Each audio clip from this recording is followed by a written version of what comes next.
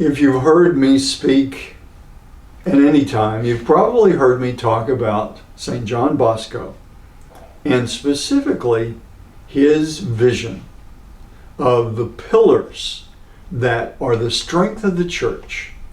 In his vision, the church is in a terrible storm as a ship, that image of the church as a ship in a storm, anchored to the pillar of our Lord in the Eucharist and the pillar of the Immaculate Virgin Mary, the mother of Jesus, the mother of our Eucharistic Lord.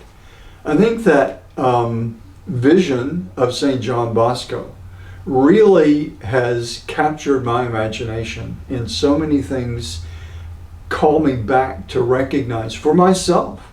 And I can say that I've said very often in my story a one-sentence description of what has caused me to be a bishop who speaks out, which actually gets me in trouble sometimes. But what has driven that?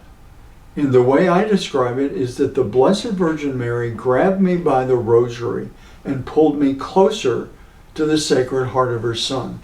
And so you can see both of those pillars right there in my own journey, and what has strengthened my faith to rejoice in the glory of the Lord, that He is real and with us, and to not be timid about speaking up for His truth.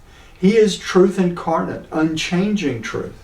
And so these pillars in this image, this vision of St. John Bosco, are extremely significant to me. And I think they're significant to all of us, because I think many people are seeing and agreeing that the church is in a storm.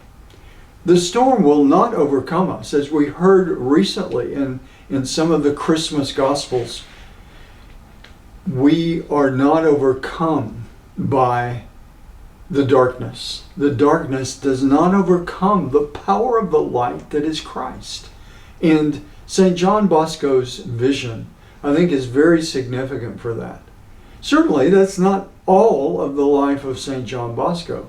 From what I understand, he had many visions. He could even probably be described as a mystic. But that vision is especially important to me. Another thing that probably many of us know that St. John Bosco is very well known for is his work with children and youth.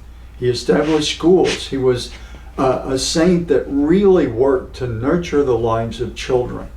And so as we come to the end of January and celebrate St. John Bosco, I think it's especially important to treasure and to focus on his work with nurturing the lives of children. Children are threatened in our world. Certainly, we've spoken before about the pro-life march, the threat to the child in the womb. But those threats, even if a child is able to be born safely, the threats are sadly very often there because families are weak and are broken. Mothers and fathers don't really know their roles as deeply and as powerfully as they should. So we need to, like St. John Bosco, care for children, care for those who have no parents, care for those whose parents have neglected them, care for children because they remain vulnerable. They remain weak in many ways. They're stronger than the child in the womb, but a newborn infant is still very vulnerable. And even through time until really adulthood, children remain vulnerable. And sadly, that vulnerability we see in all kinds of ways is capitalized on and taken advantage of, very often for economic purposes, which is devastating. That thread of economic gain, of making money through abortion or through threats to children, child trafficking, all of that continues. It's the same diabolical work that we must work against in the light of Christ. Always being reminded that the darkness does not overcome us. The light is always more powerful, but certainly in specific instances, it can appear that the darkness has overcome and taken the life of innocent children.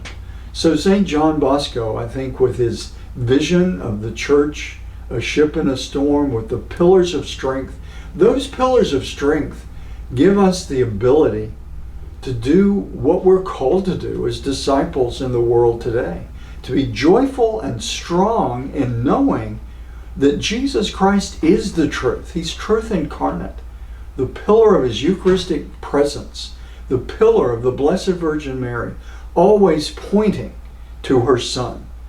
Those pillars remind us of where our strength is in whatever challenges we're facing. The many challenges we face in our nation, in the world, and in the church today can be a tremendous burden that sometimes sadly causes people to despair. I think St. John Bosco's vision reminds us we should never despair. Those pillars are always there. Sometimes individually, in our sinfulness and weakness, we can lose touch with those pillars, but they're always there. We can always reinvigorate our faith. If we have wandered from the faith, let us remember that we can return, and the beautiful ways to do that are through Marian devotion, praying the rosary, recognizing Mary as our mother, that is always pointing us to Jesus, and Eucharistic devotion, Eucharistic adoration especially.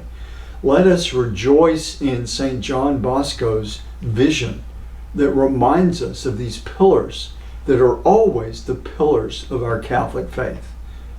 God bless you.